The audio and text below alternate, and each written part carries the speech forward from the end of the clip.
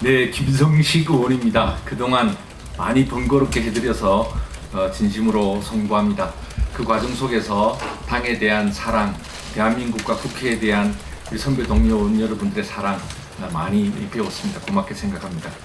통상적인 원내대표 선거가 아닙니다. 벼랑 끝에 우리 바른미래당은 서 있으니까 우리 반성 속에 새 출발하는 모습 오늘 국민들께 보여드려야 하지 않겠습니까? TV 중계로 보고 계신다니까 우리만의 선거가 아니라 국민들을 생각하면서 좋은 원내대표를 함께 만들어갔으면 좋겠습니다.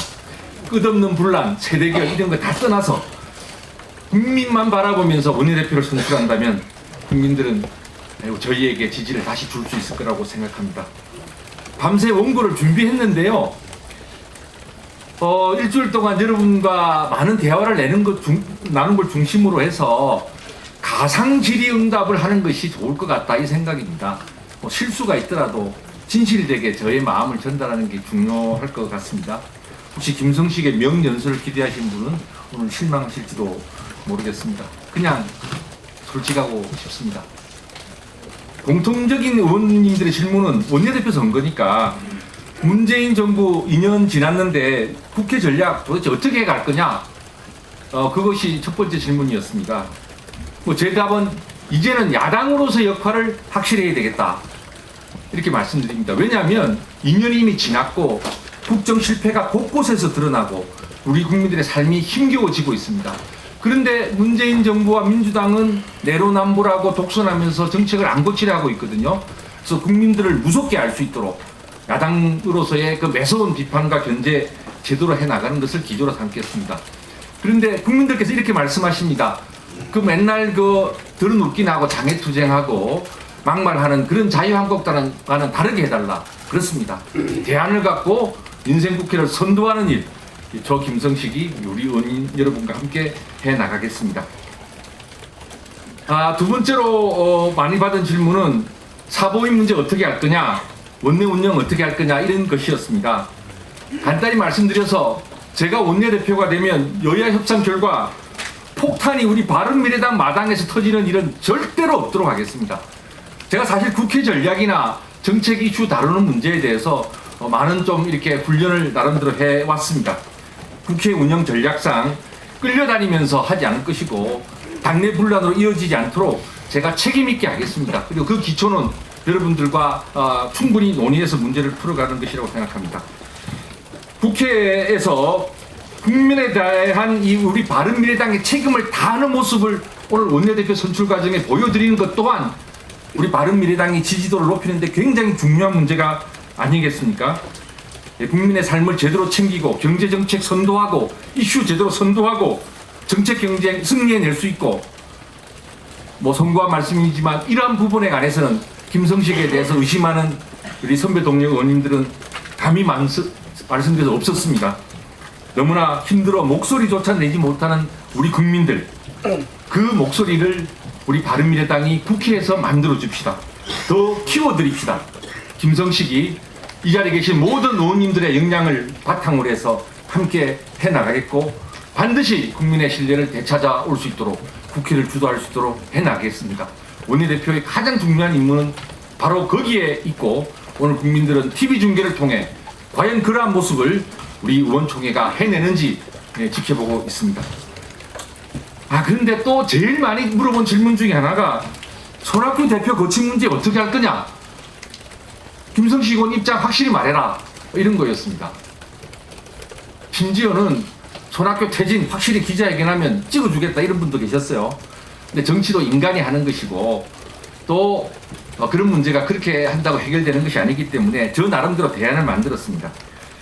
지도부의 면모일신 총선을 특히 준비하고 새 출발하는 데 있어서 여기 계신 의원님들 생각 다른 분 있으십니까? 저는 손학규 대표님조차 생각이 다르지 않다고 생각합니다. 그런데 신임 원내대표가 그거로 출사표를 내고 또 뽑혀서 원내대표로서 당대표님 물러가세요 한다고 그게 물러가십니까? 끝없는 분란을 반복하게 되지 않겠습니까? 그러면 우리 당 지지도는 어떻게 되고 국민들은 또 우리를 외면하면 우리는 다시 일어설 힘을 얻을 수 있겠습니까? 그래서 저는 혁신이란 대안을 제시한 것입니다.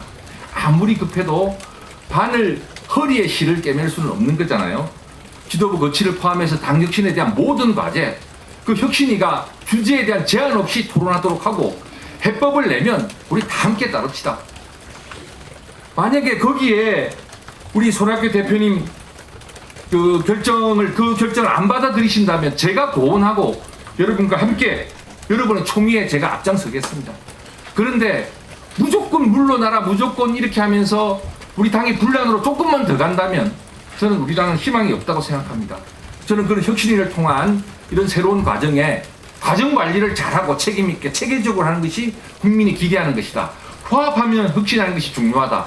그것을 김성식이 해내겠다. 이런 말씀을 다시 한번 드리고, 당권파 후보도 아니고 비당권파 후보도 아닌 김성식의 쓰임새, 평소에 옳은 건 옳다, 쓴 것은 잘못된 것은 잘못됐다, 이렇게 말하면서 인맥과 계파에 매여서 정치하지 않은 김성식의 쓰임새, 바로 이런 데 있는 거라고 생각합니다. 이번에 한번 써주십시오. 또 많은 질문이, 안철수 유승민 체제 어떻게 할 거냐, 이런 질문이 있습니다. 저는 그분들이 더 큰 역할을 해야 된다는데 여러분과 더불어 아무 이견이 없습니다. 안철수 전 대표 연착륙, 또 안철수 유승민 두 분이 전면에서 적극적 역할을 하는데 오히려 제가 제대로 해낼 수 있습니다. 두 분 이미 당의 새 출발을 위한 고민 시작했다고 봅니다. 그런데 뭐 자꾸 두 분 이름 거명하면서 원내대표 경선 치르는 것보다 실질적인 정치적 조율 능력, 과정을 잘 관리할 수 있는 정무 능력, 또 두 분 사이가 또다시 세대결이 되지 않도록 융합해내면서 국민들에게 야 정말 바른미래당이 멋지게 과정을 밟아 나가는구나, 이렇게 할 수 있는 원내대표가 필요하지 않겠습니까? 그 역할 사심없이 할 수 있는 김성식입니다. 국민의 단계, 바른정당계, 유승민계, 안철수계 모든 분과 인연 있고 가깝지 않습니까? 안유체제 제대로 안착하고 시너지를 내려면 새로 뽑히는 원내대표가 새 대결의 도구가 되거나 그 새 대결에 매몰되거나 앞장서거나 하면 안 됩니다. 새 대결은 또 다른 세계 대결을 부를 뿐이고 우리의 마지막 남은 정치적 자산을 국민들 앞에 헛되이 할 수는 없는 것입니다. 제가 그런 각오로 여러분께 말씀을 드리고, 또 그렇게 하는 것은 국민에 대한 도리도 아니고 산적한 국회에 함께 풀어가기를 기대하는 국민들에게 원내대표로서의 올바른 모습도 아니다, 이렇게 생각합니다.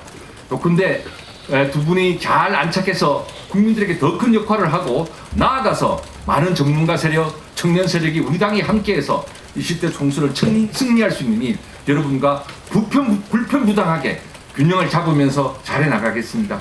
김성식의 이 조화로운 정치력, 정무기획 능력, 사심없이 치우치지 않는 이 김성식, 이런 부분에 대해서는 의심하는 국회의원님은 한 분도 없었습니다.